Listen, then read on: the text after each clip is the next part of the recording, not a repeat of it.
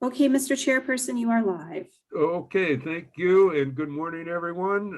I'm calling the Age-Friendly Communities meeting to order, and I'm going to ask the clerk to take roll call. Please identify yourself by name and your location in just East Lansing, Ingham County, or if you're out of town right now, wherever you're at.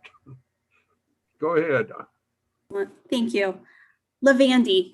Here, East Lansing, Ingham County, Michigan. House. Arndt. Here, East Lansing, Ingham County. Boyle. Kathy Boyle, attending remotely, East Lansing, Ingham County, Michigan. Cannon. Fehrenbach. Good morning. I'm here. I'm remote today from East Lansing, Michigan in Ingham County, which is in North America, in the United States of America, on Earth, in the solar system. Perfect. It's the most detailed response I've ever had. I appreciate that at 8:30 in the morning. A geography lesson. If there's any extraterrestrial life, they will know where we are now. Good. Kiesler. Kumanich. Meadows. I just Pam, you're muted. I apologize. I'm in East Lansing, Michigan, Ingham County. Thank you. Richie. Here, I'm working remotely in East Lansing, Ingham County. Shelley. I'm here, East Lansing, Michigan, Ingham County. Strom. I'm here from Hazlet, Michigan, Ingham County. Tucker. And Weil. I believe I have everyone there. And then for staff, I am also joining Amy Schmidt with the City of East Lansing in Ingham County, Michigan. And Quinn, if you are there, I think that she is also joining us as well. Okay, thank you. Approval of the agenda. Please note that the agenda that I preliminary sent out had an approval of the minutes, but we are delaying that until our June meeting. But we do need approval of the agenda. I'll move to approve the agenda as it is. And I'll second. Okay. Strom moved, Shelley seconded. Very good. And are you just, we're going to just do a general consensus approval, Jim? Yes. Got a roll call? All those in favor, just say aye, please. Aye. Aye. Opposed? The ayes have it. Agenda's approved. Are there any public comments?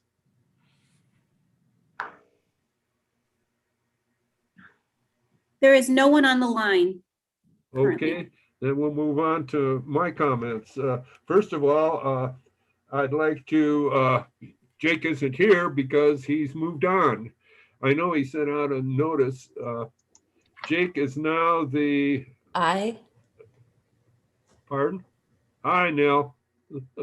Jake is now Deputy Director of the Wayne County Land Bank. Wow.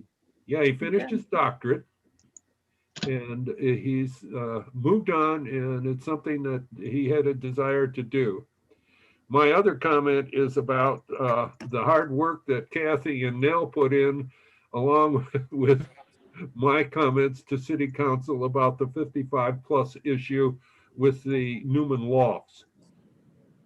We got the language changed, council changed it. And then the Downtown Development Authority Board and I believe the Brownfields Board, which are really the same group of people, jumped in. My concern is that we've got conflicts between who approves what and the protocol. And I just wanted to let you know that I really appreciate what Kathy and Nell did. And the language was fine, council approved it, and then all of a sudden somebody jumped in and said, no, they want a different language, but we now have language that meets that criteria for 55 plus without having student housing unless somebody who's over 55 wishes to live with a group of college students. After having my godson live in my basement for a number of months when he came to graduate school, I don't think that that's an appropriate thing for 55 or plus. That's where I'm at. Is there any comments from the chair? Is over comments from members? Well, maybe we'll have a 55 plus student. Then we'd have it as student housing. Well, that's fine with me. Be good with me too. Aging is an art, someone once said to me, and I keep on telling people, color it beautiful.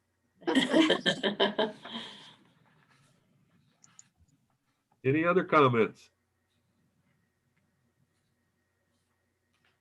Okay, I'm going to move on to adjustment of timelines and goal priorities. I know that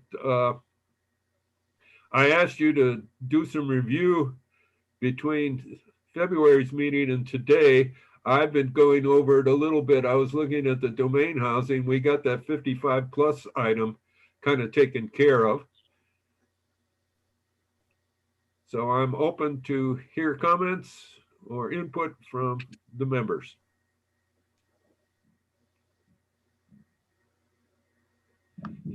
And please check to make sure you're not muted if you're going to contribute.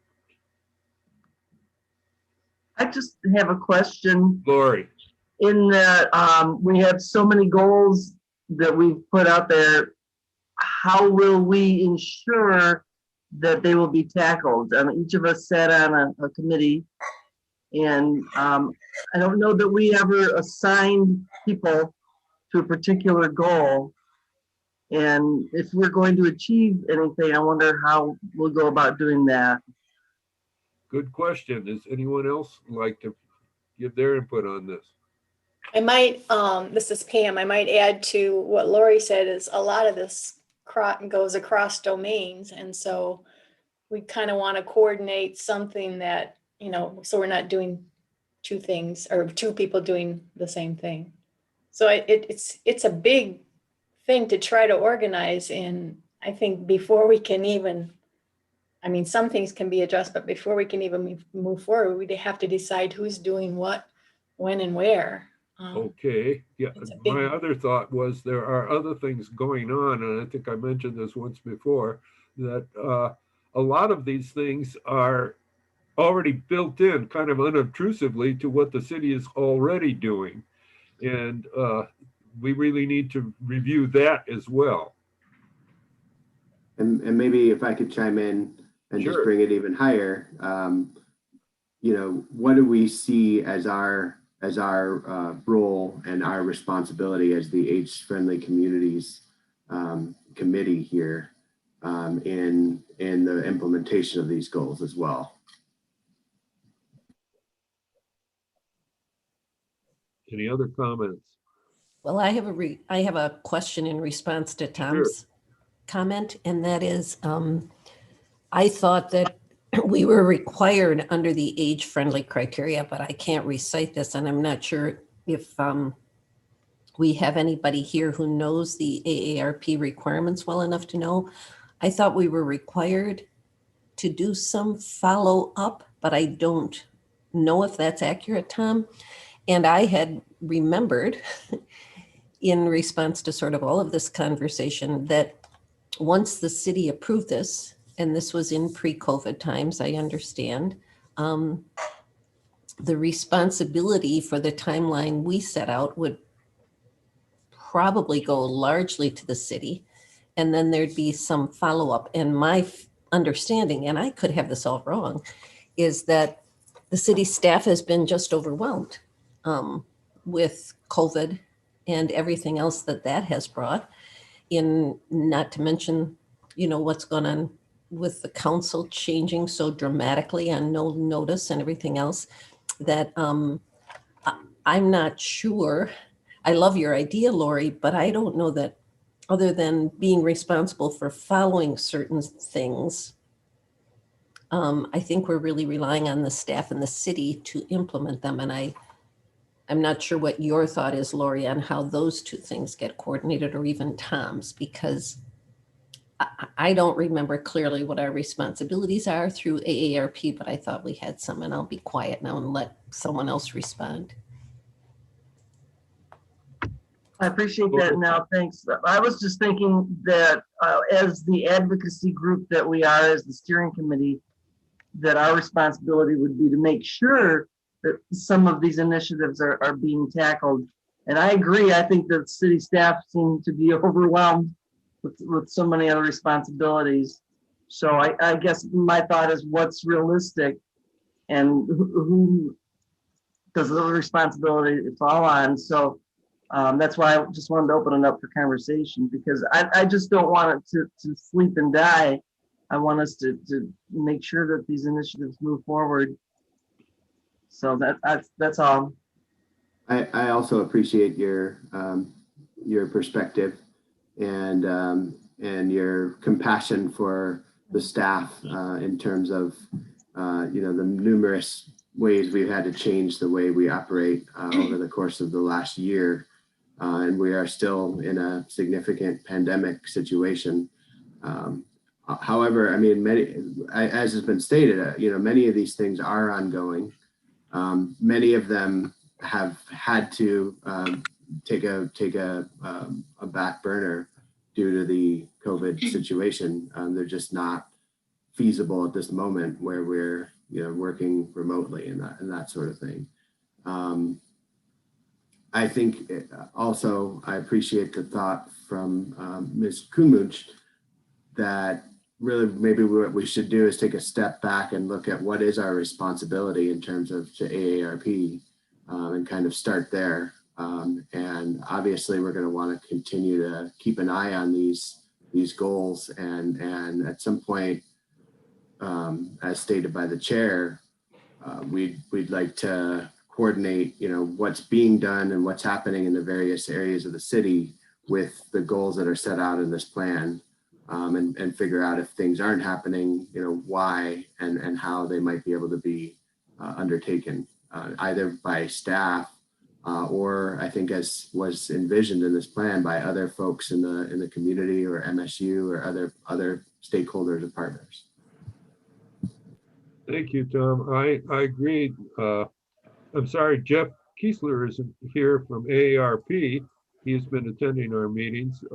Perhaps if I drafted a email to Jeff asking those questions about what is our responsibility to AARP in terms of their criteria for us to maintain this process.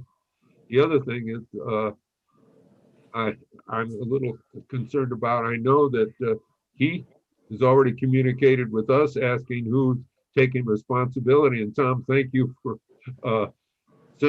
responding to his query about who is the point person. Tom has taken that on, although he's probably got way too much on not only the back burner, but the front burner. But I'll be glad to do that. If there's anyone who would like to help me write and edit that, we'd be very happy to. I'm just, I think Jeff is logging on right now. He just messaged me and said he's trying to get on. Next question then is to the person who's just logged on.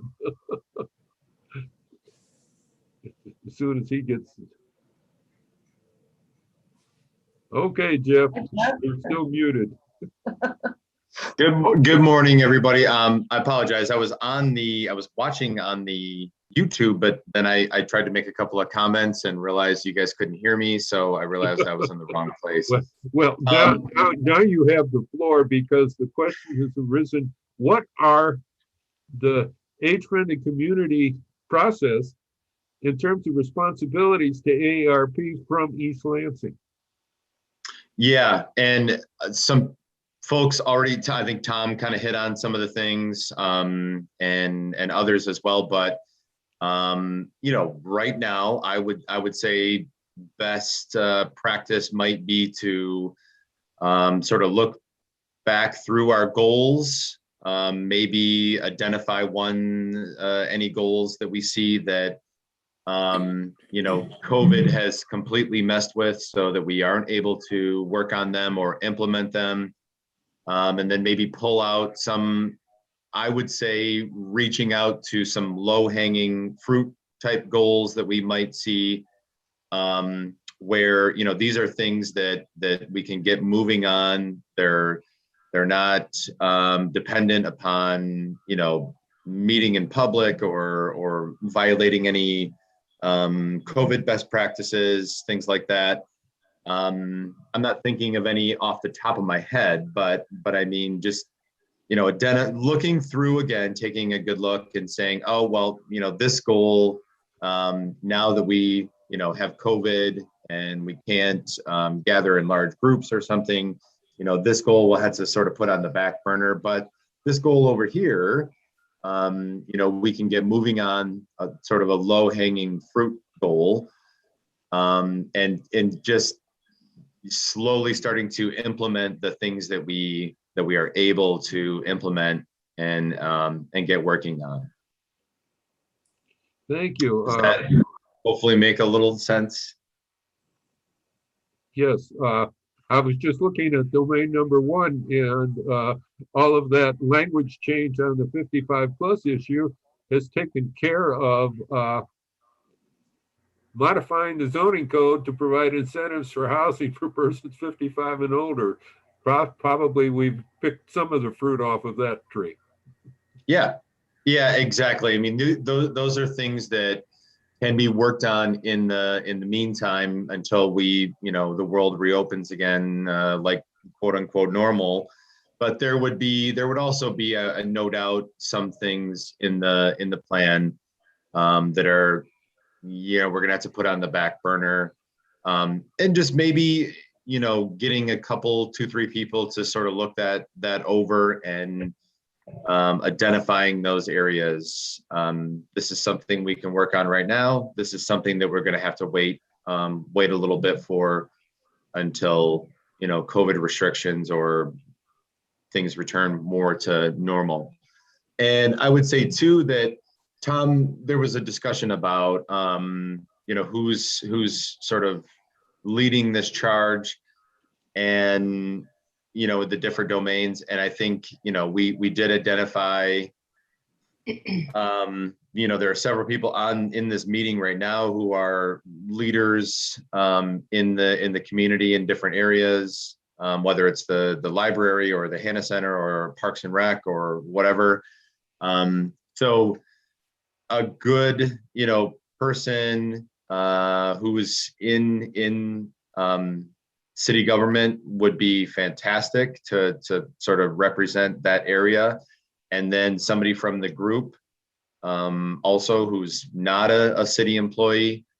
This could be a good way to, we've talked about this before, but we can sit around and come up with fantastic ideas. Unless we get buy-in from the people who are making things happen in the city, we're just sort of a nice group. Where it grows teeth and starts to make traction are when we include people who are decision makers within the city. So I think that's, we've already moved in that direction a little bit, but continue to move in that direction, continue to work with the council or the various boards and commissions, and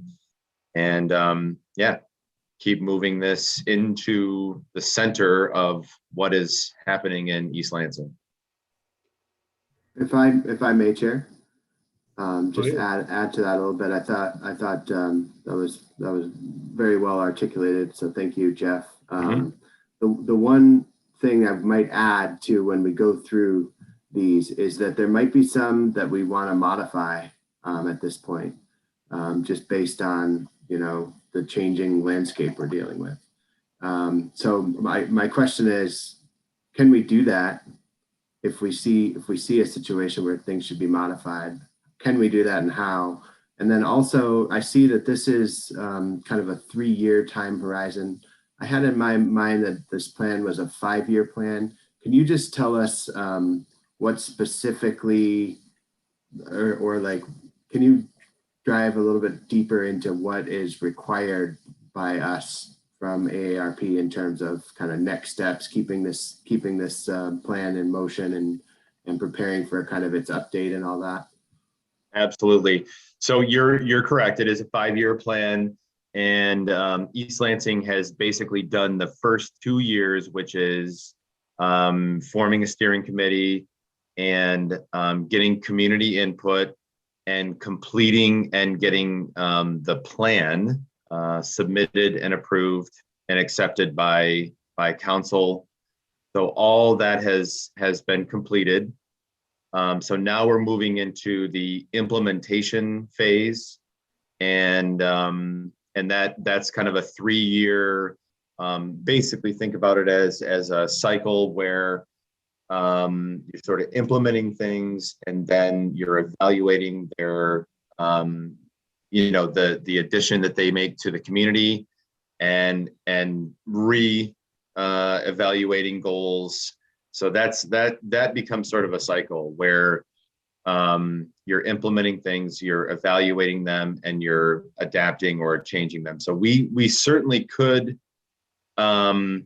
make some additions or subtractions to some of the goals, based on COVID. Ideally, we would sort of push through with the hope that we're going to return to normal at some point, and keep most things intact, but work on the things that we can do during a pandemic. And yeah, that's kind of where we're at right now. We're in basically the second part of the 5-year plan, which is the implementation part. Okay, I've got a question. How will AARP audit this whole process as we continue? Well, there will be, that's why Bill Armbruster, he's our director at the national office level. That's why he was reaching out to find out who the new contact person is for East Lansing, because we will have contact with national office folks, and they will probably be in contact with the lead person, and just kind of checking in on the timeline and the goals, and seeing where the progress is. Kelly, you're waving your hand. Well, yeah, I think, certainly as I'm going through the housing domain and some of the things here, I think we can, to Jeff's point, kind of identify, what we've been working on. I think number 10 and number 14 are things that we can address right now that we've been working on. 10 certainly with the Senior Ambassadors Program we've been working on all year, and also with the town gown.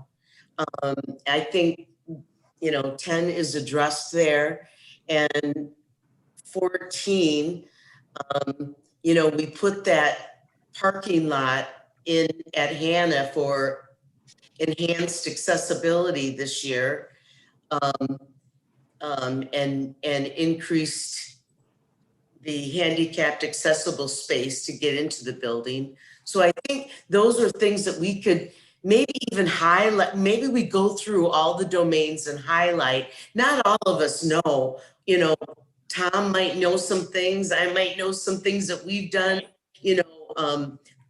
Jim, you might, pick up on some things. Amy might. I think we all collectively, maybe at the next meeting or maybe this one, go through and say, yeah, we've touched on this. We've addressed some of these goals. I'd be happy to take 10 and 14 and write up a little, paragraph or so on what we've done so far in those areas. But I think we got to start somewhere with some of the things we've accomplished, and we've done some really good stuff this year.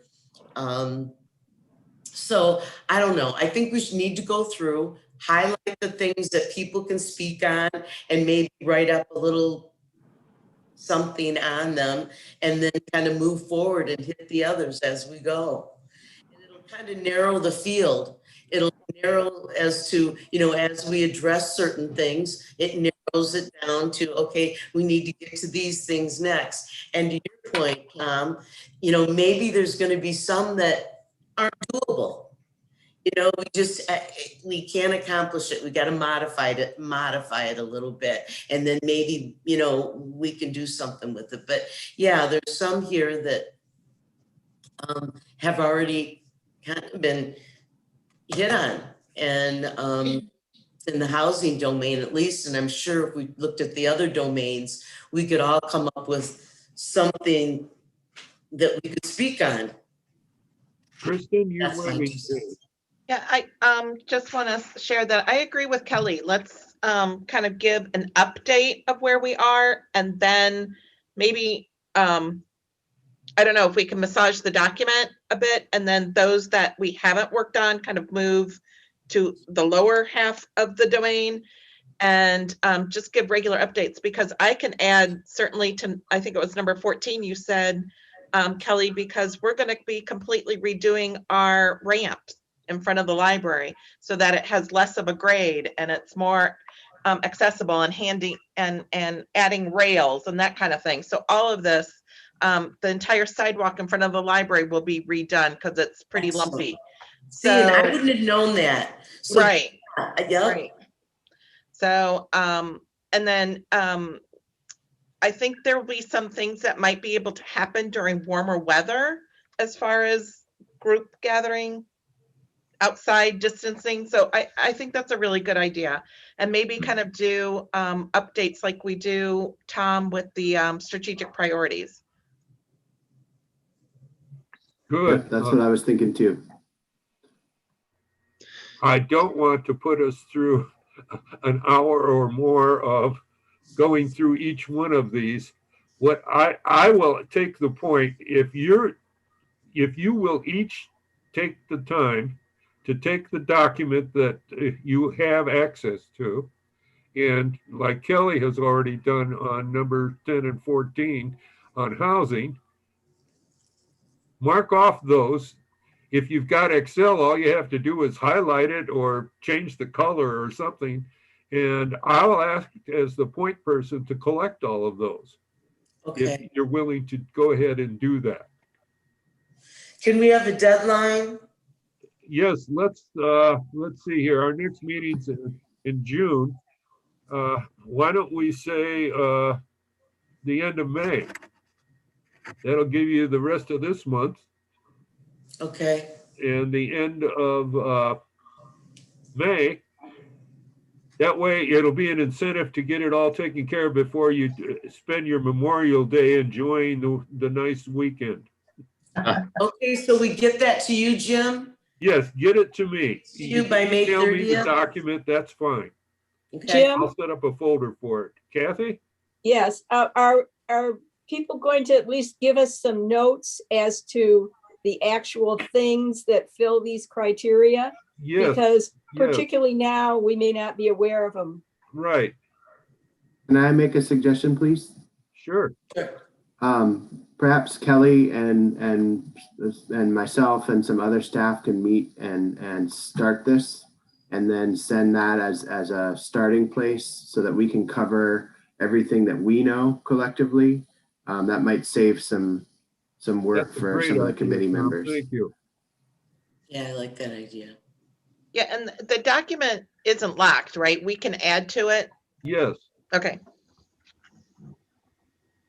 I think that would be really helpful to have, just because part of it, I know for me, is an education in terms of what's even an option. And I reached out, I talked to Wendy Wilmers Longpree about having, community groups, Boy Scouts, Girl Scouts build benches for the trails. Trying to think about low cost ways and community involvement. And she let me know that they're very high standards for benches, just in terms of maintenance. So, but I'm not aware of, what funds are available in terms of CDBG, or if GoFundMe is an option. The benches are 700, installations 150. So anyway, I think that that would be helpful to also identify what actually is low hanging fruit. So that would be, great to meet. Thank And you. I'd like to add, Lisa, that's great, because I was also thinking of the benches being one that is not impacted by COVID, but could easily be done, but knowing that the city is also constrained on their budget. So I like your idea of engaging community groups to help come up with the funding. So that was one that I had thought of too. And signage was another one that we had talked about. But, and I like your idea, and thanks for initiating this, Kelly. We know that with the Senior Ambassador Program, those accomplishments are noted in 4 of the domains. So that can really help showcase what we've accomplished. And so this is invigorating. Dale? If I may, and this is only a question, but when I hear about, and I believe we have some serious budget issues. I haven't read all the materials, but I also thought we were given monies for COVID and COVID era projects. And my only question is, and maybe Tom can answer this right away, whether anyone knows if any of those monies might be available for some of these projects that might not fall into the normal budgeting right now, and or whether like benches for the downtown, I think of it more for the trail, would fall into something where the county might have some monies that they could use for that we should explore. Just questions, not that I know anything. Yeah, what I know at the moment is that it's possible, right? We know what the broad brushstroke priorities are for the federal dollars, but we have no details in terms of, what makes the most sense. So we'll have to keep an eye on that, but I think it's possible. And yes, we have significant budget challenges. Good news in the short term that, based on belt tightening and good management, I think we've been able to weather the storm thus far, and actually are looking at a pretty decent closeout to the fiscal year and avoiding significant challenges in the next fiscal year. But there are just like the hallmarks of this pandemic. There's just so much unknown and uncertainty about what's ahead that I think the council's going to be pretty conservative in the approach of funding even the current needs, let alone new needs. So always a constraint, but we've got creative people. Any other comments? As I see it, I'm going to review what we've already discussed here. Tom's proposal to have the city staff go through each of these and identify those things that are low-hanging fruit, to use the phrase. Then that will go out to all of the committee members who will also go over them. And please, as you do that, add your notes and explanations. Don't just leave number 9 or 14 or whatever it is, and give some explanation or describe it. Then you will send it to me. I will try to compile all of them and get them back to you so that you will have them for the June meeting. That's my. Second. I have a question for Jim, you're on mute. You're on mute, Jim. Okay. That's what I get for putting papers on top of my keyboard. I have a question before, can we Yes, Jill. discuss your motion, please?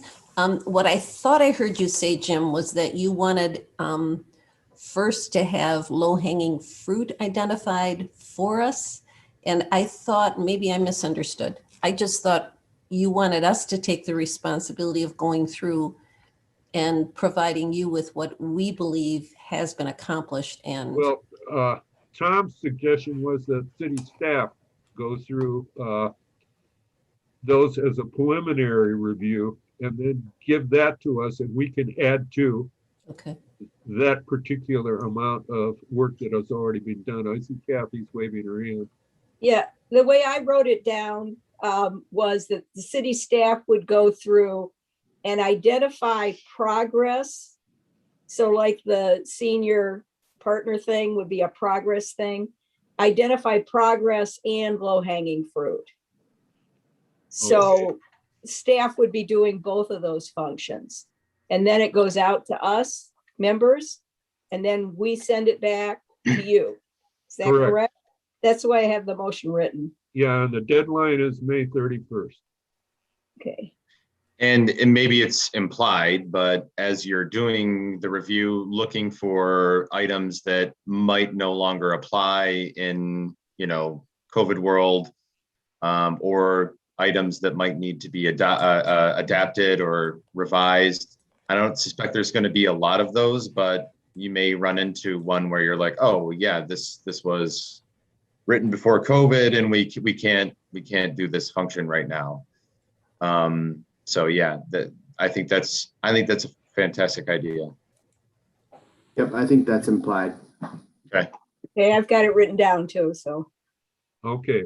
And low hanging fruit just as we're looking at this housing domain. So number 16, nominate members to an advocacy committee. I mean, that would be something that is, it's not going to require money. It's not going to require, a motion by council. Those would be the types of things that I'm referring to, or when I say low hanging fruit, things that, that can be done with just a little bit of organization and a Zoom call or a few. And yeah, does that make more sense when I? Yeah, the problem with that, I'm afraid, is it may work out, is Zoom availability under the city Zoom account for subcommittees, which is getting to be near saturated, I believe, as a result, and not as a result, but from things that have happened on other committees I've been on when additional sessions were attempted to be set. It was difficult to find a window when we could do a Zoom meeting. No kidding. Okay. So That's the good to library know. has a Zoom account too, Kathy, Okay, so then maybe it's not such a difficulty. that we can, I can add that into the mix if that helps. Yeah, and you might even be able to do FaceTime if it's a small group. So Sure. who Yeah. has the right technology? So, Thank okay. you. Any Thanks. other discussion? All those in favor of the process motion, please say aye. Aye. Aye. Opposed? The ayes have it. We will move forward on that particular thing. Don't forget the deadline. I'm sure Kathy will finally get WordPerfect and Microsoft straightened out. I went through that a year ago, Kathy.